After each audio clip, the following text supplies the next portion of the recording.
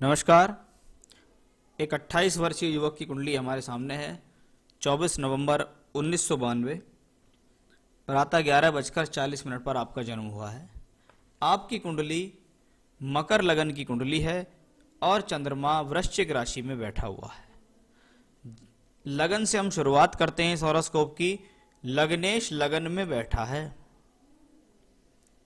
जब जब कोई ग्रह अपने भाव में बैठे हो, स्वराशि का हो, मित्र की राशि का हो, उच्च का हो, अपने घर को देखता हो, तो वो एक बली स्थिति में माना जाता है, जिसमें सबसे अच्छा यही है कि कोई ग्रह अगर अपने ही घर में बैठे, इसको आप मान सकते हैं कि आप अपने ही घर में बैठे हैं तो आप ज़्यादा सुरक्षित और अच्छा महसूस करेंगे, ज़्यादा खुल के आपके विचार चलेंगे, ज़्यादा खुल के आप काम कर पाएंगे, आपके भीतर हेजिटेशन नहीं होगी, आपके भीतर कॉन्फिडेंस होगा।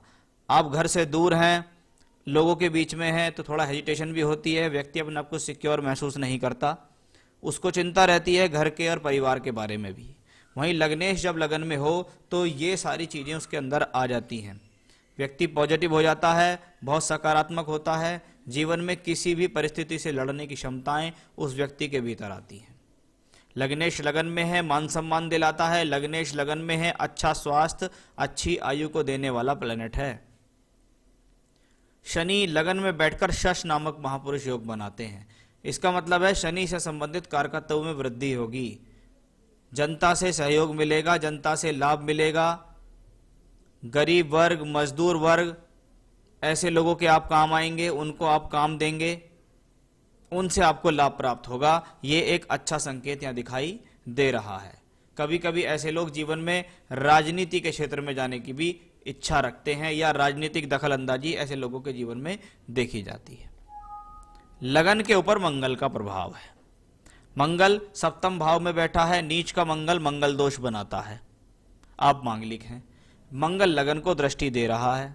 इसका मतलब क्या है? चतुर्थेश होके लगन पे दृष्टि है, भूमि, जमीन, जायदाद, वाहन सुख आपको मिलेगा। लेकिन सप्तम भाव में नीच का मंगल है और शनि मंगल एक दूसरे के आमने सामने है, तो ये आपको एग्रेशन दे सकता है। उस एग्रेशन के कारण आपके वैवाहिक जीवन में प्रॉब्लम हो सकती है, आपको क्रोध दिला सकता है, आपको एग्रेशन दिला सकता है, आपके स्वभाव में चिड़चिड़ापन ला सकता है, आपके स्वभाव के अंदर जल्दबाजी ला सकता है ये प्लेनेट।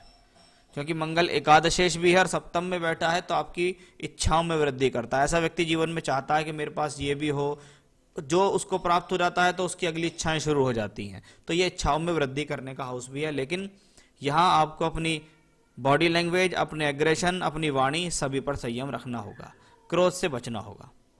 तो मंगल की सप्तम भाव में स्थिति, नीच का मंगल सप्तम में हो, तो ये मैरिड लाइफ को तभी खराब करता है जब आपकी वाणी खराब होती है, आपकी बॉडी लैंग्वेज खराब होती है, आपका भीतर जल्दबाजी और एग्रेशन होता है। बृहस्पति को देखेगा, दो खराब स्थान का मालिक है, यानी 12वें और तीसरे घर का मालिक होकर 9th हाउस में।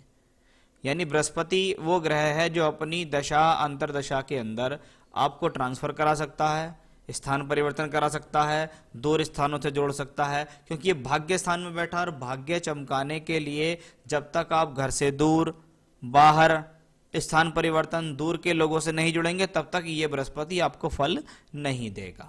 तो वो स्थिति भी यहाँ दिखाई देती है। बृहस्पति तृतीय शो के तीसरे घर में जब देख रहा है, व्यक्ति के शौक को बढ़ाता है, मित्रों की संख्या को बढ़ा देता है, साहस में वृद्धि करता है, लोगों को सलाह देने की आदत ऐसे लोगों के बीच हो जाती है। शुक्र को देखिए, योग कारक शुक्र, ऐसा एक ग्रह जो आपको त्रिकोण और केंद्र दोनों के फल दे रहा है, वो है शुक्र। बैठा है द्वादश भाव में। अब कर्म भाव का मालिक द्वादश भाव में बैठा है।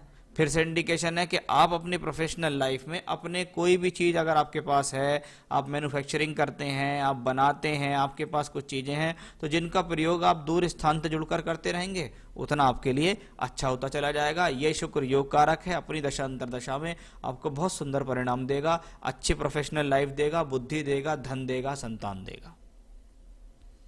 अब बात करेंगे 4 ग्रह जब बैठे हों एकादश भाव में।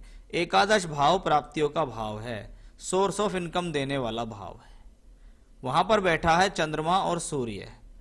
चंद्रमा इस कुंडली में सप्तमेश होकर बैठा है, साथ में अष्टमेश सूर्य है। ये थोड़ा सा वैवाहिक जीवन के लिए अच्छा कॉम्बिनेशन नहीं कहा जाता, ये पति पत्नी के बीच में तनाव देने वाला कॉम्बिनेशन है, क्योंकि चंद्रमा यहां भी देखिएगा केतु के साथ है।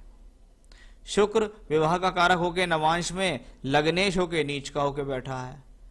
मंगल की दृष्टि पड़ रही है चौथे सप्तम भाव पे।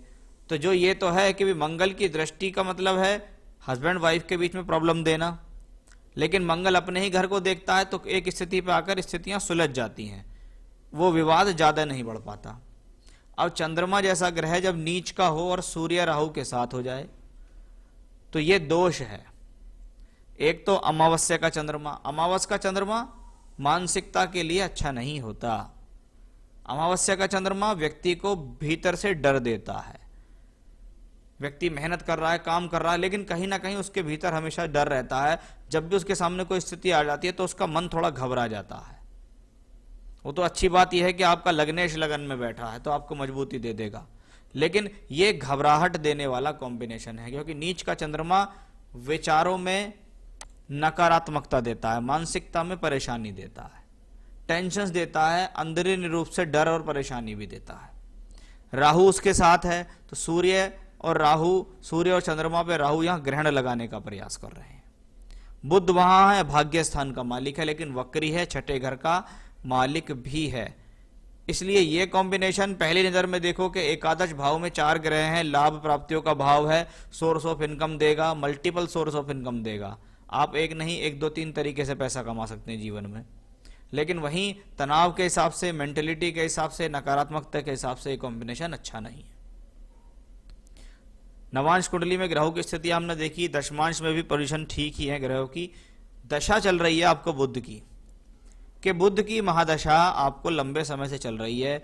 बुध आपकी कुंडली में वक्री होके भाग्य स्थान में का मालिक होके एकादश में बैठा है। जीवन में अचानक से भाग्य में उछाल आने का कॉम्बिनेशन ये कहलाता है कि अचानक से आपको जीवन में फायदे मिल रहे हैं, अचानक से आपको कोई पार्टी मिल गई अच्छी, उससे आपने डीलिंग कर ली, अचानक से आपको कोई ऑर्डर मिल गया, अचानक से आपको कोई लाभ मिल गया।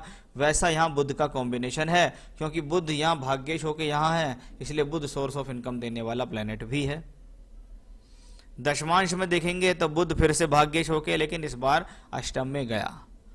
अब मंगल की राशि का बुध, शत्रु की राशि का बुध वक्री है। आपको जरूरत से ज्यादा होशियार भी नहीं बनना चाहिए।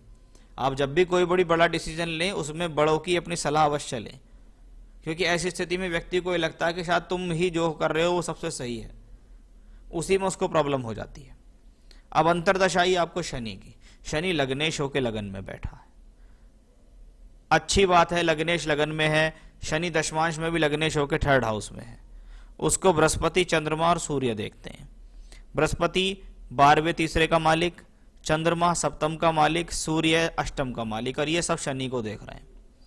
अब ऐसी स्थिति में इसको कहते हैं दशा छिद्र। महादशा में जब अंतिम अंतरदशा आती है तो उसको दशा छिद्र कहा जाता है कि बुध में शनि चल रहा है, शनि नीच के मंगल से दृष्ट है, शनि यहां तीसरे घर में है और चंद्र सूर्य उसके साथ है। ऐसे में बड़ों की बिना सलाह के काम नहीं करना चाहिए, सिर्फ अपनी अपनी नहीं चलानी चाहिए, दूसरे की सलाह लेकर काम करना है।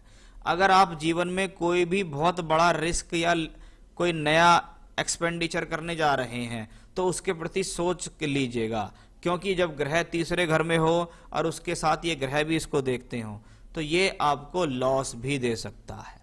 जैसा कि आपका सवाल what about can I start new factory, iron melting is called furnaces and rolling mills. देखिएगा, मैं आपके हिसाब से आपको ये नहीं कहूंगा कि आपको काम शुरू नहीं करना चाहिए, आप काम शुरू कर देते हैं, लेकिन अच्छी बात यह रहेगी कि उस काम को आप कोई बहुत ज्यादा इन्वेस्टमेंट से शुरू ना करें। अभी शनि लग्नेश लगन में है, आपको संभाल लेगा, लेकिन यह ग्रह आपको परेशान तो करेगा, दिक्कतें तो आएंगी, क्योंकि अगली दशा आपको केतु की आ रही है। केतु की दशा आपकी अच्छी दशा होगी।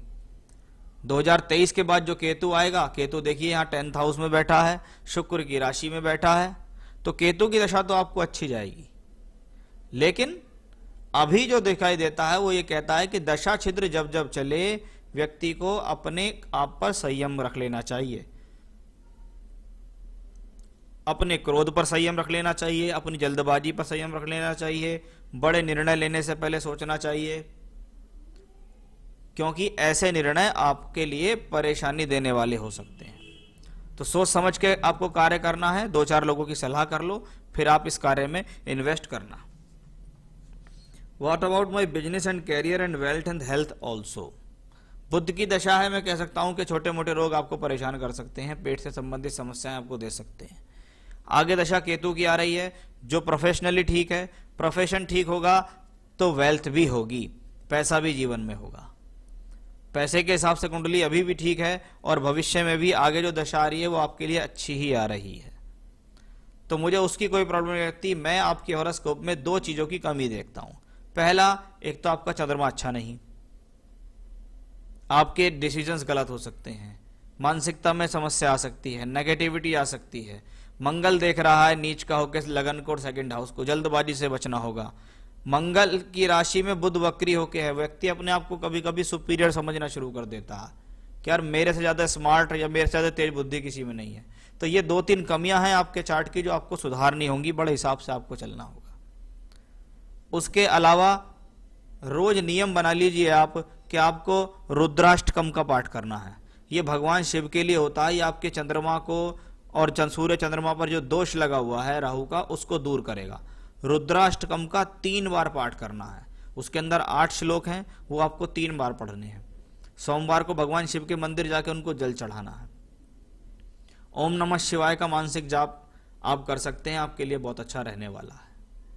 तो ये तो करने हैं आपको उपाय, रेगुलर उपाय करने हैं, ज्यादा बड़े उपाय मैंने आपको नहीं बताए। एक फायर ओपल आप पहन सकते हैं, डबल फायर ऑस्ट्रेलियन ओपल आप पहन सकते हैं। आपको चाहिए तो मुझसे प्राप्त कर सकते हैं, मैं आपको दिखा भी सकता हूं, आपको प्रोवाइड भी करा सकता हूं रिंग बना के एड्रेस पे आपके। तो वो आपको यहाँ पहनना होगा। ये जो उपाय मैंने आपको बताए हैं इनको आप अवश्य करिएगा, इनसे आपको देखना बहुत ज्यादा फायदा मिल जाएगा। तो ये था आपके हॉरोस्कोप का एनालिसिस और सवालों के जवाब।